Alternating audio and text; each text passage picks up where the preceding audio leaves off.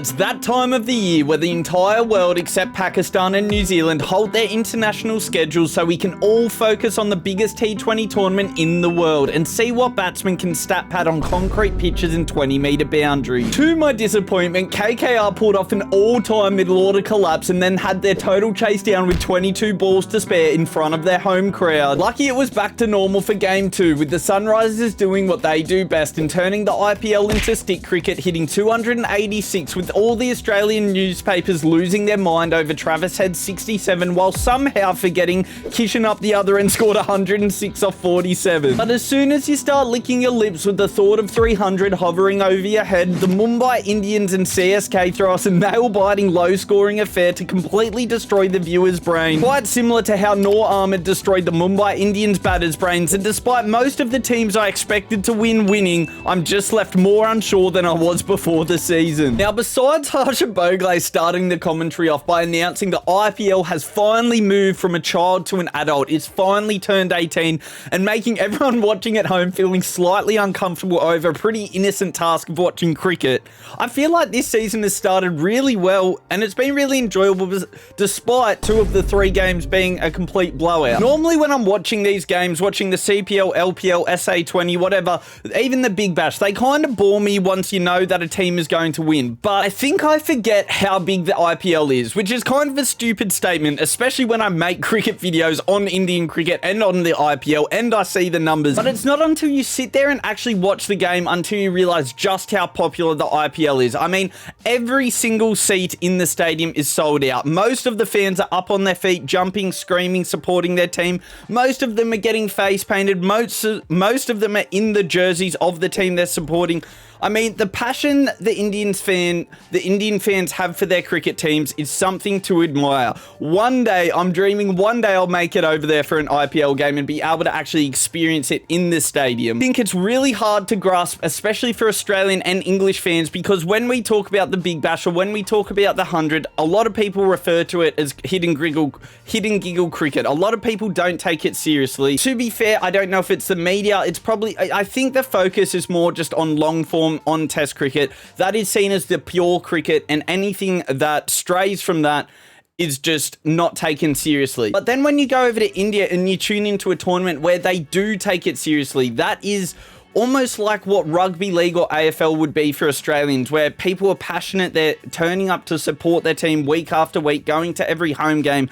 That's the kind of environment that it is for the IPL. That's what it is like in India. I think I am just a bit jealous, a bit envious that cricket hasn't really taken off in that sense in countries like England, Australia, whatever. It's only really in India where you see the franchise leagues really take off and be supported like it should be as a proper sport. Anyway, let's get into the games, and what a first game to start off the season. Actually, just quickly before I do, if you do enjoy the long videos, make sure to leave a subscription. If you do want the flexibility of video and audio, head over to my Spotify where you will have the option for both. But other than that, grand final winners KKR against 4th place RCB in Kolkata is really as good as you could hope for a first game, for an opening game of the season. I thought KKR were going to win, despite obviously losing players like Stark. Shreyas has left as well. They've still got a really solid top order. I feel like their weakness was going to be in the middle order, and unfortunately that became pretty apparent from about 14 overs onwards, because KKR just got completely tied up against some middle over brilliance. I thought Pandya and Livingston were so good in those middle overs, and it was rounded out by Hazelwood bowling really well and economical at the start and also at the end of the innings. But it was a bit of a strange game though. RCB won the toss and elected to field, which is pretty standard in these night games on a pretty even pitch. I mean, teams just like chasing nowadays, and I think the added dew as it goes on into the night in these night games does make it easier for batting, and there's no such thing as scoreboard pressure nowadays, apparently. RCB started off pretty well. They took a wicket early and they kept them to 9 after 3 overs, which is absolutely massive in a power play. But then Narayan and Rahane put on 51 in the next 3 overs to end the power play at 60 for 1. Now, I know that isn't ideal, but to be 9 for 1 after 3 and then end at 60 for 1 after the 6 is actually not that bad. They then went and put on another 36 in the next 3 to end up 96 after 1. Again, with the magic of hindsight, that probably wouldn't have been a total they would be looking for after 9 overs. 96 for 1 after 9 overs after the start they had was actually a pretty good start. They actually had enough runs on the board and wickets in the bank to get a good score, to put a decent total. But then in comes Pandya, the absolute veteran who has obviously taken literally no time to acclimatise to RCB, and he came in and took a wicket in each of his next 3 overs while also not going for more than 7 in an over, which pretty much just won the game right there on his own accord. Those 3 overs, those 3 wickets, after getting smashed for 15 runs in his first over, is just unbelievable. I mean, it's kind of annoying because when you look back years down the track, when you look back on this game and you see 3 for 29, I mean, you would think, oh wow, he's bowled pretty well, but it really does not do it any justice because, like I said, that spell of 3 for 14, those 3 overs in the middle, I would say won the game almost on his own accord. He took 3 crucial wickets. He then left him with no wickets in the tank, and then the final 5 overs, they were really just trying to survive to make sure they batted out the overs and probably only mustered about 30 runs. In terms of KKR's batting, it is a bit hard to give a proper assessment just because they were kind of chasing the game from the get-go. Narayan is just his ever-reliable self up the top of the order, which is insane to think how useful he is with the ball as well.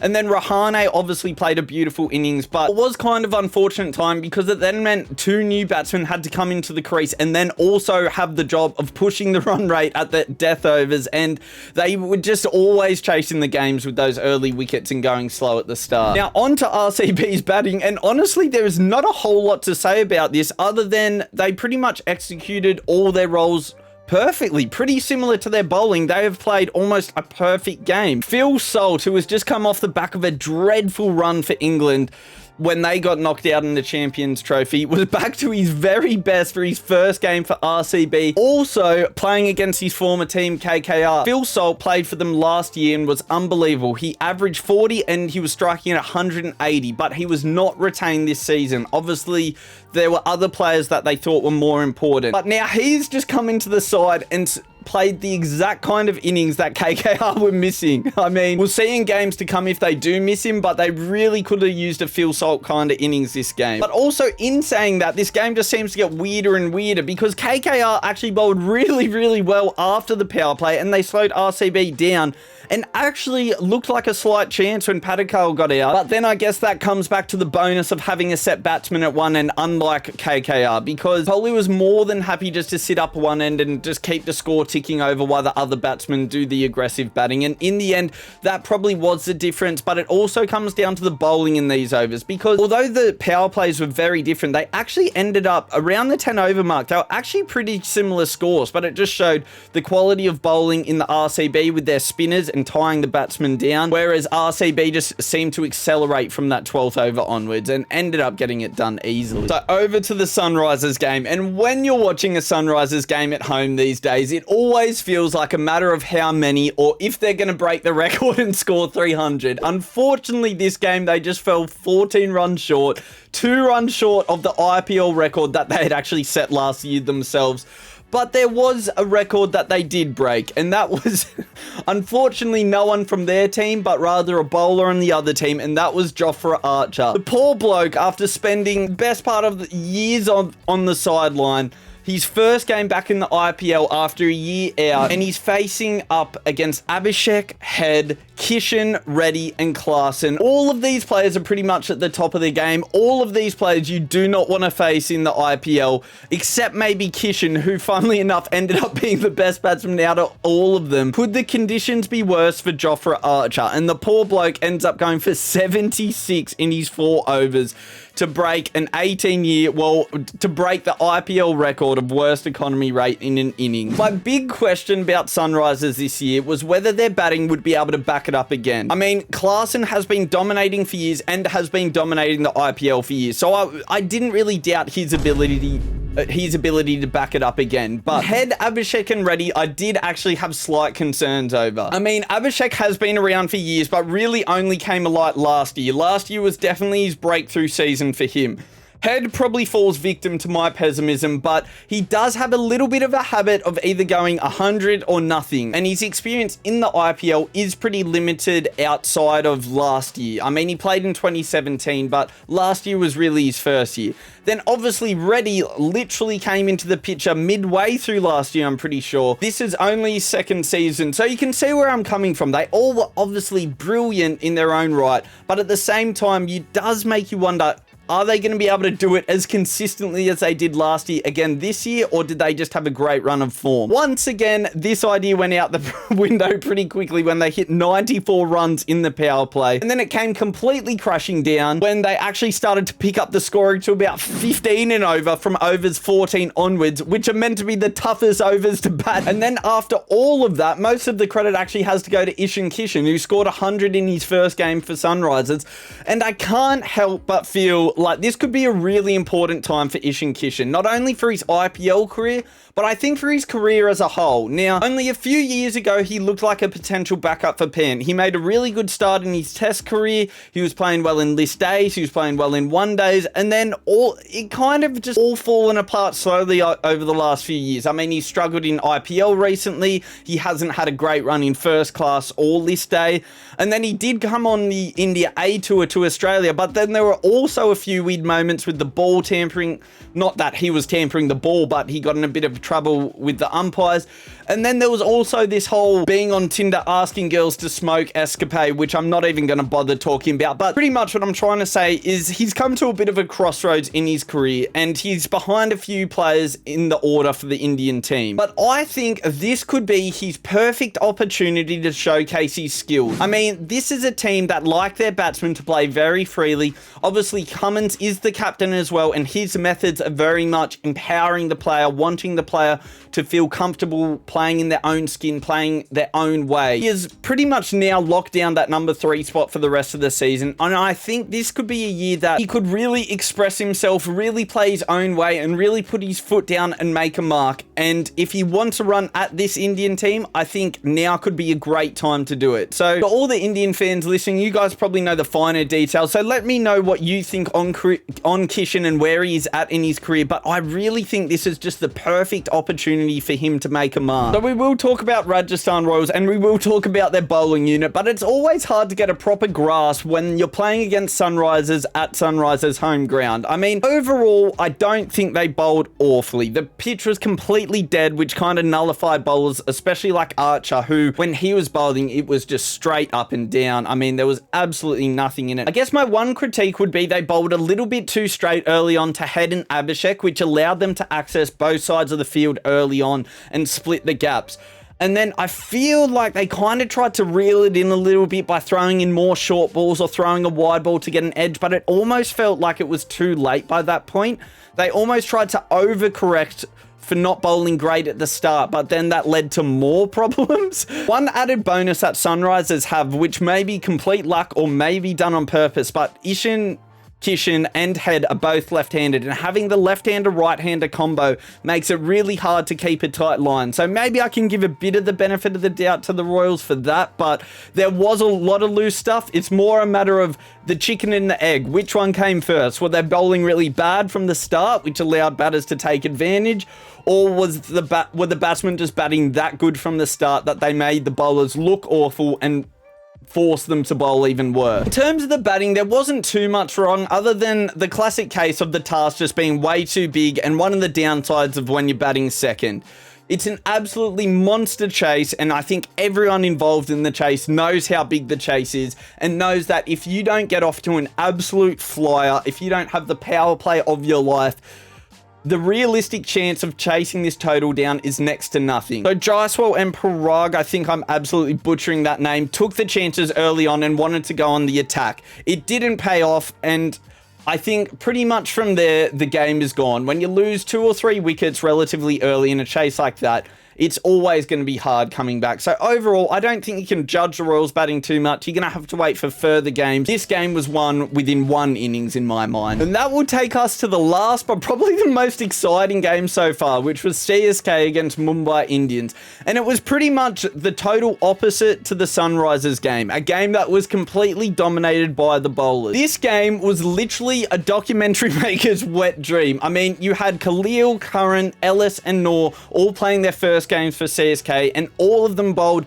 brilliantly individually and also as a unit. Obviously, Noor was the pick of the bunch, picking up 4 for 18 again in his first game. And then Khalil had his best spell since 2021, picking up 3 wickets as well, I'm pretty sure. And then in addition to all of this, you also had Ravi Ashwin making his return for CSK after a decade of being away from the team, and he gets a wicket in his first over. I mean, the headlines literally wrote themselves in this game. So this was another game that was a little strange in terms of momentum, but I feel like Mumbai just could not get the ball rolling. They did get a little unlucky in the sense that Rohit leading edged it early on, and then Rickleton, after hitting a couple of good fours, just chopped one onto his stump. Jax then played a pretty bang average shot to leave him 3 down for about 40 odd, and from there they just never really recovered. They did manage to steady the ship a little with Sky and Varma, but again, just as they looked like they were going to get the run rate up a little, just as they looked like they could go on the attack, they lost another 3 wickets in the space of 3 overs. Really, from there, they just had to make sure they were 6 wickets down with 7 overs to go, so they just had to make sure they were batting out the overs. Credit has to go to the bowlers, Noor Ahmed in particular, who was just unreal. I mean, they could not score off him. He then also picked up 4 wickets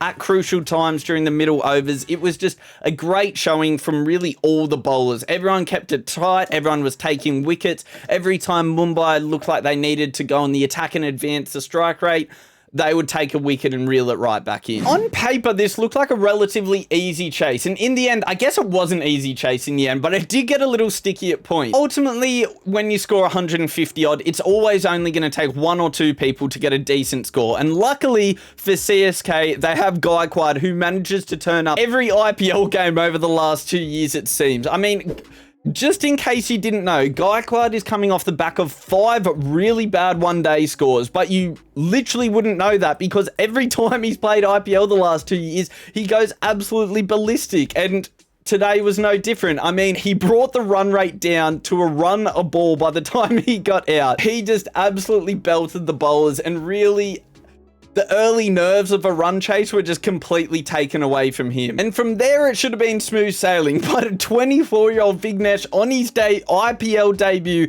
came in and took 3 quick wickets. I mean, he bowled unbelievably. I think he had a wrong in there. I mean, it literally looks like he had just been let out of high school. He looks so young. It looks like he's been let out of high school for an excursion, but he bowled brilliantly. I mean, if it wasn't for Noor Ahmed, he would have been the pick of the bunch for the bowlers for me. But in the end, you're never going to win a game scoring 155 without some magic. And much like the other games where I spoke about it, the importance of having one batter that can sit up one end and just slowly tick the strike over is so important, and Rachin Ravindra did that job perfectly. I mean, he was only going at about a run a ball up until he was on 40, and then he's got his eye in, he's got a couple of wickets to play with, he can just put the foot forward and get the runs, and that's exactly what he did. He went on the attack semi-risk-free, and in the end, they won pretty comfortably. So that's where we're going to leave it for this week. I'll make a video in probably 3 days' time once all the other teams have played, but until then, let me know who you think is going to be the surprise player of the season. I think Noor Ahmed has already put his hand up to be a surprise pick of the season, but let me know who you think is going to impress the most. Otherwise, I'll see you all in 3 days.